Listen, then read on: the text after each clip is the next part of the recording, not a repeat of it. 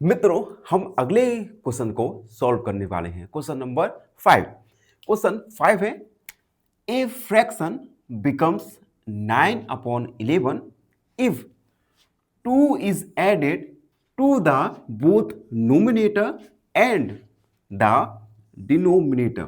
एक फ्रैक्शन 9/11 बन जाता है अगर हम इस फ्रैक्शन के नोमिनेटर और डिनोमिनेटर में 2 को ऐड करते हैं।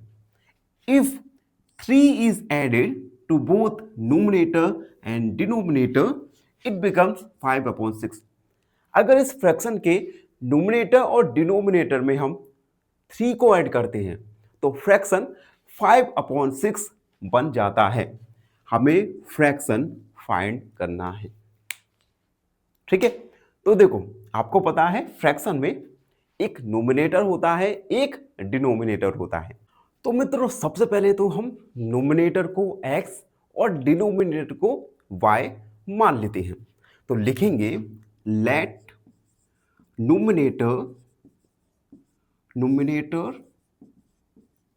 be x and denominator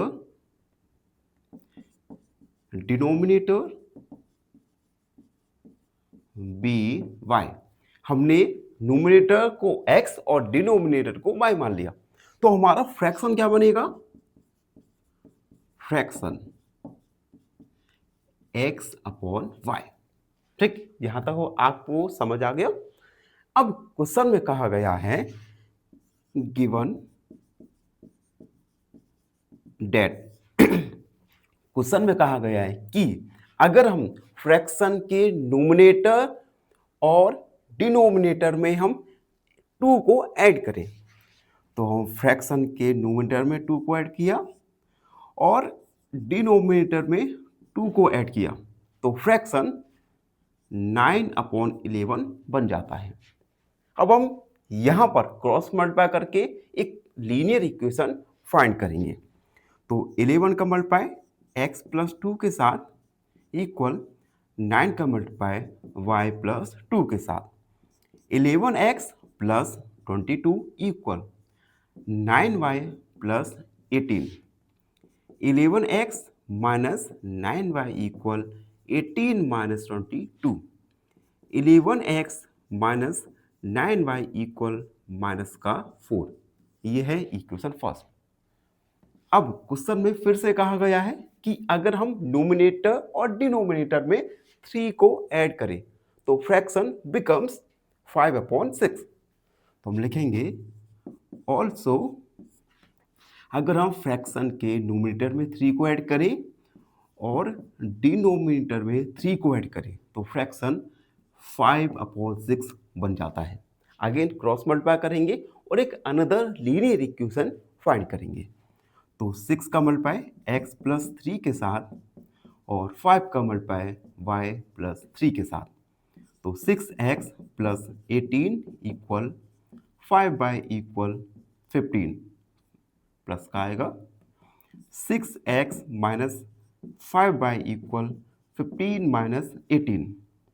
यहाँ से एक इक्वेशन फाइंड होगी -3, इक्वेशन नंबर सेकेंड।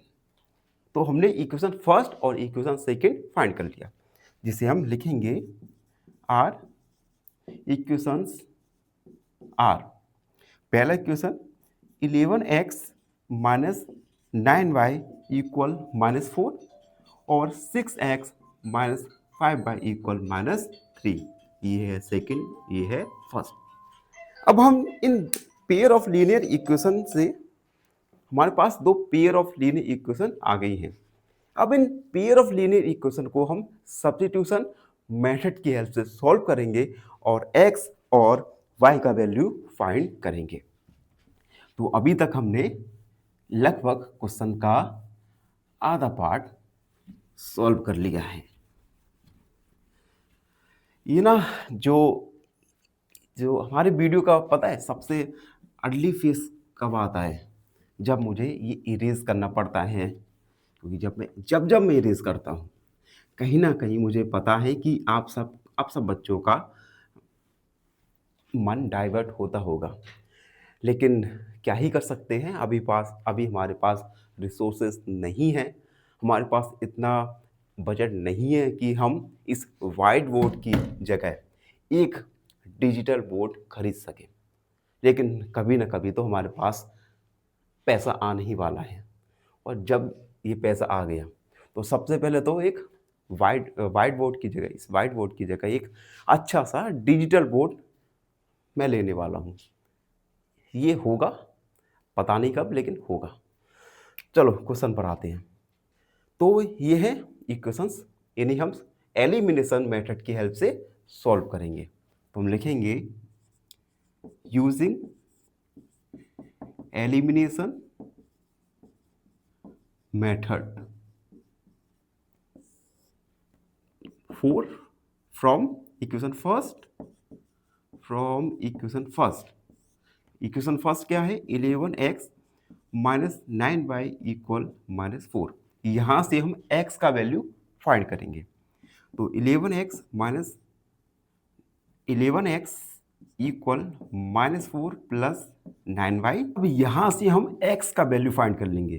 तो x equal -4 plus 9y upon 11। इस x की वैल्यू को हम इक्वेशन सेकेंड में पुट करेंगे। तो हम लिखेंगे पुटिंग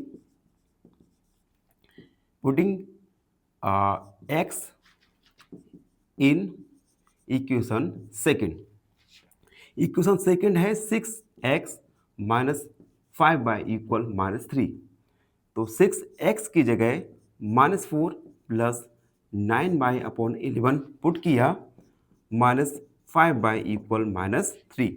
6 का मल्टीप्लाई कर देंगे तो minus 6×4 = 24 plus 54y minus 5y, ये हमने 11 लिख दिया, इक्वल -3।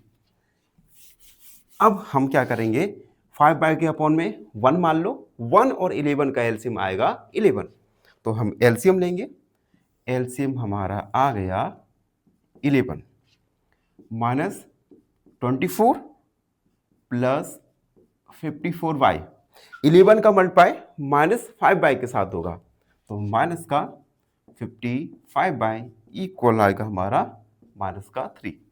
11 का मल्टीप्लाई 3 के साथ हो जाएगा, और 54 में से माइनस का 55 होगा कम, तो ये आएगा -y इक्वल -3 मल्टीप्लाई 11।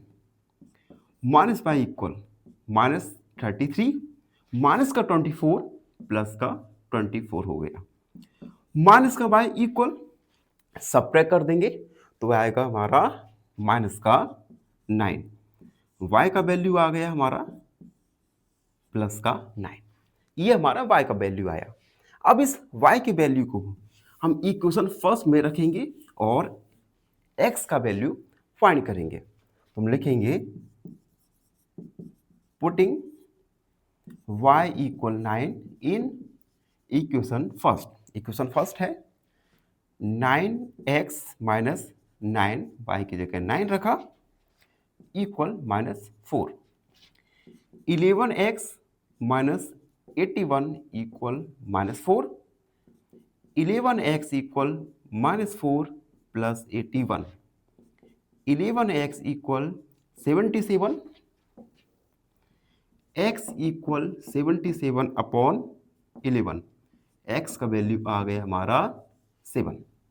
y का वैल्यू 9 और x का वैल्यू 7 हमारा आ गया। अब हमने x क्या माना था, न्यूमरेटर, तो हम लिखेंगे सो न्यूमरेटर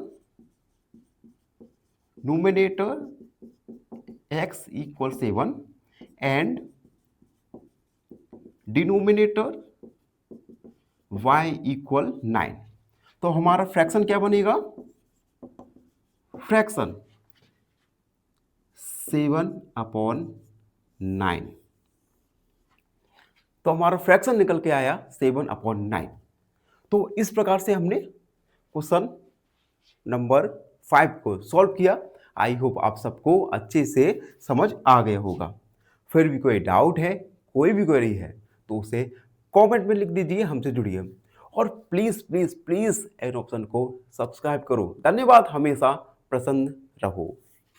फाइनली एक क्वेश्चन पूछूंगा आपसे। क्वेश्चन है the solution of 4x minus 3y equal 5 and 2x plus 3y equal 7 is option A 2,1, option B 3,1 या ऑप्शन सी 1,2।